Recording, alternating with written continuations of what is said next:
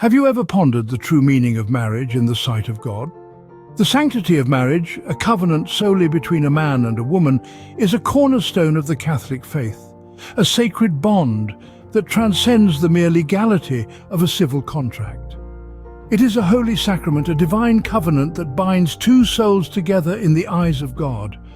The Catholic Church sees marriage as a profound symbol of God's love for his people, a love that is steadfast, forgiving, and everlasting. Just as Christ loved the Church and gave himself up for her, so too are spouses called to love and honor each other in sickness and in health until death parts them.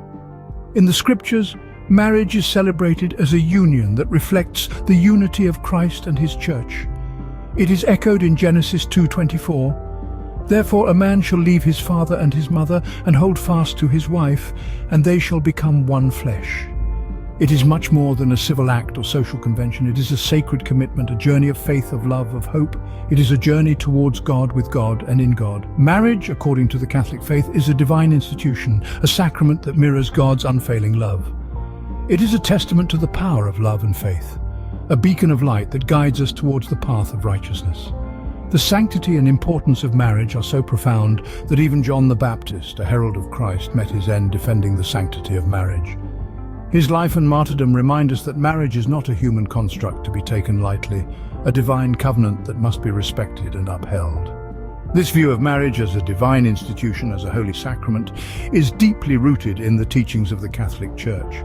It is a belief that permeates every aspect of Catholic life, shaping our understanding of love, of commitment, of sacrifice. So let's delve deeper into this profound sacrament. Let's explore the divine intricacies of marriage and understand why it is more than a civil act. Let's celebrate the beauty of this divine covenant and honor the sacred bond that it represents. Marriage, then, is not a human invention, but a divine institution that we must respect and uphold. What part does God play in the union of two souls? This question urges us to delve into the core of the matter, the role of God in marriage. To comprehend this, we need to explore the idea of marriage as more than just a contract, but a covenant. A contract is an agreement of mutual benefit, a reciprocity where each party fulfills certain obligations. However, a covenant goes beyond this. It's a divine pact, a sacred bond that transcends the earthly realm. It isn't merely an agreement between two individuals, but a commitment made in the presence of and with the involvement of God.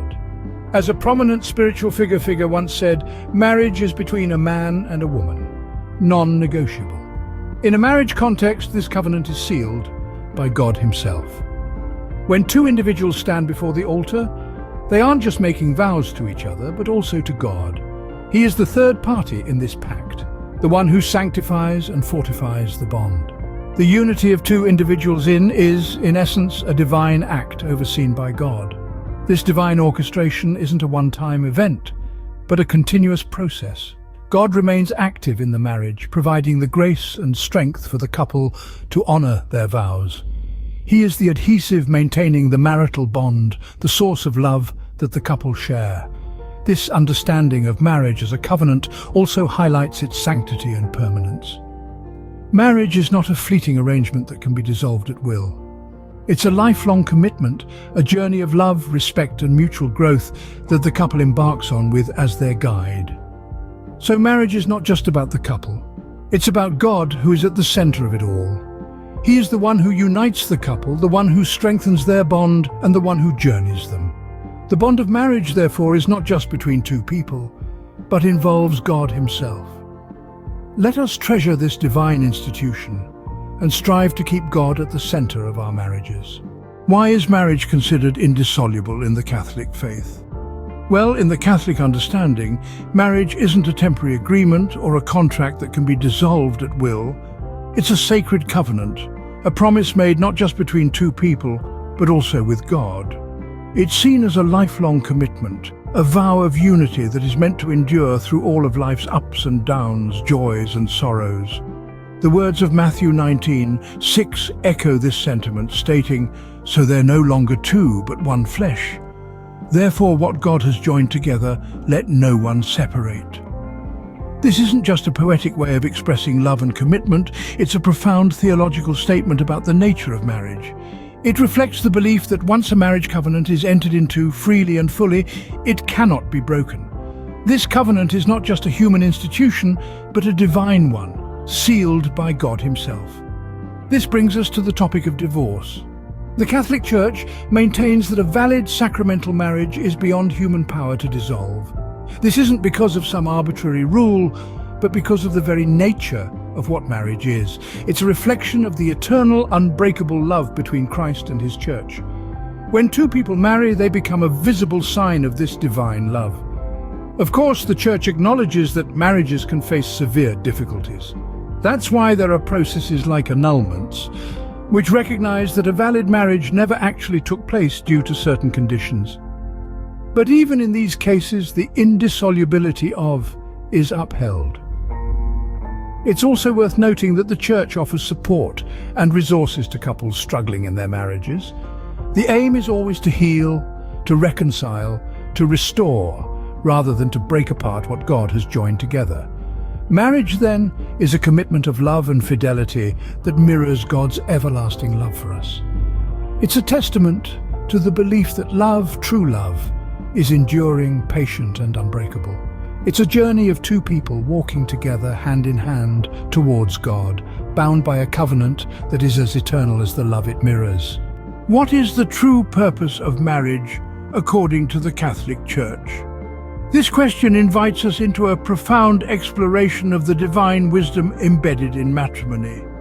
The Catholic teaching portrays marriage as a beautiful tapestry woven with two major threads: the good of the spouses and the procreation and education of children. These two purposes are not separate entities, but rather they are interconnected, each one enriching and giving meaning to the other, forming the very essence of the sacrament of marriage.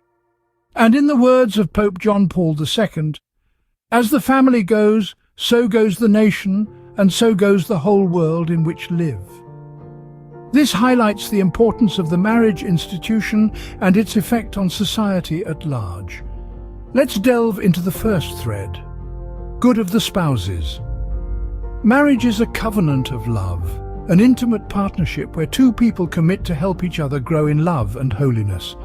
It's through union that spouses are called to reflect the love of Christ, to forgive, to be patient, to serve, and to sacrifice for one another. In this way, marriage becomes a journey of sanctification, a path leading spouses towards a deeper understanding of God's love. Then we have the second thread, the procreation and education of children. Marriage is, in essence, a call to participate in the creation of life. It's through this divine partnership that couples cooperate with God in bringing forth new life. But the responsibility doesn't end at birth.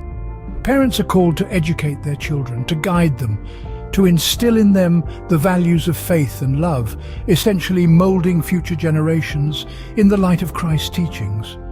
These two purposes of marriage, the unitive and the procreative, are deeply intertwined that removing one would distort the whole. The love between the spouses becomes the fertile ground from which new life springs forth. And the presence of children, in turn, enriches and deepens the love between the parents. Marriage, therefore, is a vocation of love and life.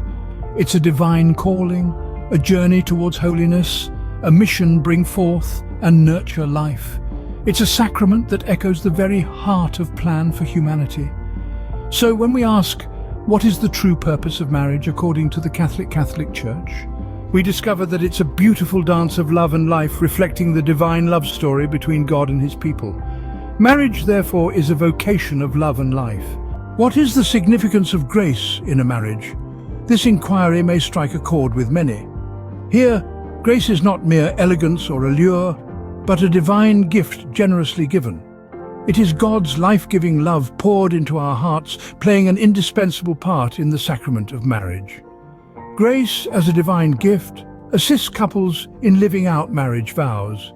It imbues the relationship with patience, understanding, and unconditional love. This grace allows couples to forgive, to show kindness even in difficulty, and to place the other's needs before theirs. It is this grace that ensures the persistence to endure storms together, and the humility to seek forgiveness when we stumble.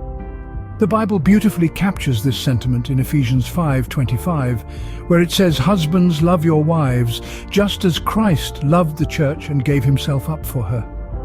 Within the sacrament of marriage, God imparts unique graces upon the spouses.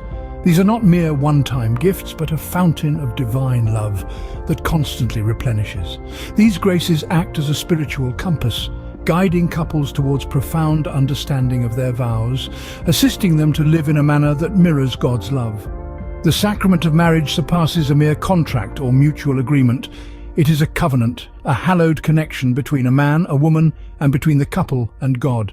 Within this covenant, grace performs its miracles. This grace strengthens the bond, nurtures the love, and deepens commitment. It is this grace that equips couples to love one another as God loves them, unconditionally, sacrificially, and eternally. Thus, grace's role in marriage is far from being supplemental. It is fundamental. It is the divine adhesive that keeps a couple united, the heavenly fuel that maintains their love aflame, and the celestial guide that directs their shared journey. Therefore is a journey of grace, directing us to love as God loves us. It is a journey that reverberates the divine love story of God's ceaseless grace and his steadfast love for us. Does marriage affect only the couple, or does it have broader implications? Within grand tapestry of life, every marriage serves as a singular, brilliant thread. But the impact it holds is not confined to the couple alone. Its ripples reach further, influencing families, the church, and society at large. Marriage is an institution that, at its very core, is profoundly community-based. It's a union that unites not just two individuals, but two families as well. As Mother Teresa once said, "The family that prays together stays together, and if they stay together, they will love one another as God has loved each one of them." These families consequently become part of a broader network, a community that shares in the joys and tribulations of the marital journey. This community furnishes vital support to the couple, offering guidance, encouragement and consolation during challenging times. Besides, marriage occupies a revered position within the church. It's a symbol of the relationship between Christ and the church, a covenant of love and fidelity. Each marriage fortifies this divine bond, enriching the faith community by demonstrating God's love in a tactile, personal manner. And let's not disregard the role of marriage in society. A steady marriage lays the foundation for a robust society. It creates a nurturing environment for the forthcoming generation, instilling principles of love, respect, and responsibility. It's a beacon of steadiness amidst the ever-changing currents of societal norms and trends. However, remember, this community aspect of marriage is not a one-directional process. The community also holds an obligation to uphold marriages. This can be achieved by fostering a culture that respects and values the sanctity of marriage, by offering support in times of difficulty while celebrating successes, and by providing a safe space for couples to flourish and thrive. Hence, marriage extends beyond the bond between two individuals. It intertwines families, the church, and society. It's a bond that, when cherished and supported, can weave a tapestry of love, faith, and steadiness that benefits all. Marriage, then, is not an island, but a beacon of love and stability for the community. What makes marriage a beautiful sacrament? This is a question that we've been exploring throughout our time together. Now, as we draw our exploration to a close, let's celebrate the beauty of this divine institution, for it truly is a reflection of God's love for us. Marriage, in its most profound sense, is mirror. It reflects the divine love that God has for his creation, a love that is free, total, faithful, and fruitful. In the words of 1 Corinthians 13:4-7, love is patient, love is kind. It does not envy, it does not boast, it is not proud. It does not dishonor others, it is not self-seeking, it is not easily angered, it keeps no record of wrongs. Love does not delight in evil, but rejoices with the truth. It always protects, always trusts, always hopes, always perseveres. This is the kind of love that is mirrored in the covenant of marriage. But the beauty of marriage doesn't end there. It's also a vessel of grace, a means through which God imparts his divine life and love. Every time a husband and wife love each other, they participate in the divine life, becoming channels of grace for each other. This grace strengthens them to fulfill their marital duties and helps them grow in holiness together. Moreover, marriage is beautiful because it is a blessing not just for the couple, but for the whole of society. It is the foundation of the family, the basic unit of society. It brings forth life, nurtures love, and shapes the future. The stability and love within a family, rooted in the marital bond, contribute greatly to a stable and loving society. So, as we've journeyed through the sanctity of marriage, we've seen how it is not primarily a civil act, but a holy one involving God. We've understood the indissoluble nature of marriage, its divine purpose, the role of grace, and the importance of community.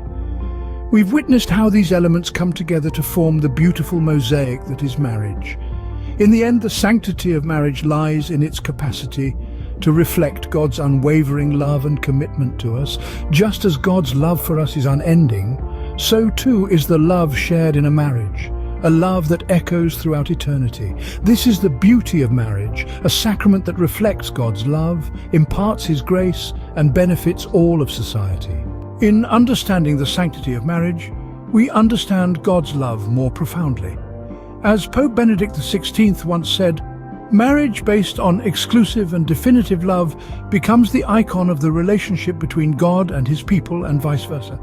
God's way of loving becomes the measure of human love. This encapsulates the journey we've explored through the sacred nature of this divine institution, recognizing its indissolubility, purpose, and the vital roles of grace and community within it. It's a profound testament to the divine love that binds us all. As we navigate the complexities of life, let us continually reflect on these insights, fostering a deeper appreciation for the sanctity of marriage. Let this understanding guide in our relationships and interactions, shaping our lives with the wisdom we've gained. If this journey has resonated with you, if it stirred questions or insights, we urge you to share your thoughts. Like, comment, and share this video. Your engagement helps us reach more people, fostering understanding and unity. And of course, don't forget to subscribe to our channel for more enlightening content. Additionally, for Amazon English bestsellers on similar topics, check the description box below or the comment section. We part ways here, but not before saying goodbye and God bless.